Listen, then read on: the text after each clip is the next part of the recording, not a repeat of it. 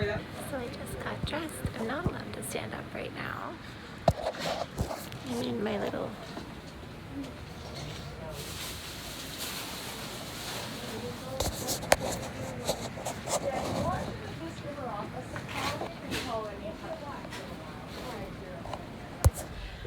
So I'm done my scope. I survived. Everything went well. It was pretty quick. In and out, no problem. But first thing afterwards, I got something to drink because I haven't been able to drink and eat since midnight last night. And the little tiny bit of apple juice that they give you when you're getting ready to leave is not enough for me, especially with like dehydration and things like that. So water and my coffee. I missed my tea this morning, but that's okay.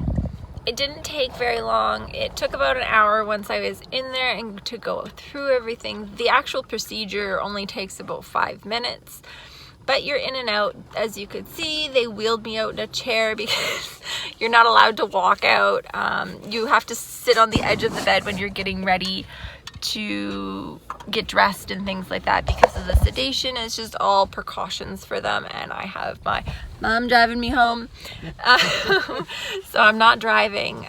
But this video was made just so you kind of get an idea as to how fairly basic the procedure is, and it's nothing to be scared of. For me, this was a different experience. I had it done at a different hospital than I'm used to, with different doctors than I'm used to, so it was kind of out of my comfort zone compared to what I have had in the past. But this one went no problems, and I'm gonna go home and rest for the rest of the day. So there you go. And if you have any questions about it or want to talk about it or like the video, hit subscribe. You'll get my next video, and I'll just you can keep tagging along to my adventures. I'm back at home after the hospital. I just kind of want to recap everything and talk about how I'm feeling now and how my body's doing. So because I had a GI, they only did it this way. They don't go up the other way, which is kind of nice. So I had to take off, as you could see in the photos, I had to take off my gown. I had to take off my shirt, but I was allowed to keep on my little sports bra and my pants and socks and everything else. I just had to take off my shirt and sweater, and I even wore my hat right into the room. And the test itself, it actually only takes about 5 minutes to complete.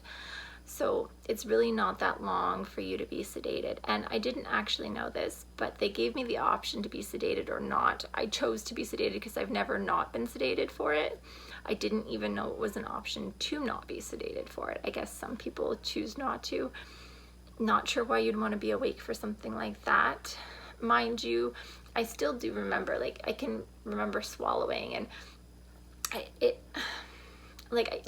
I don't know, I have these memories of, I could feel it even though I wasn't awake. I knew there was a tube in my throat. I remember swallowing. I know my eyes were watering at one point, and it's not very pleasant, so I don't know why you'd want to be awake for it. If I could remember that with the sedation, I don't think you want to do that without sedation. Just my personal preference.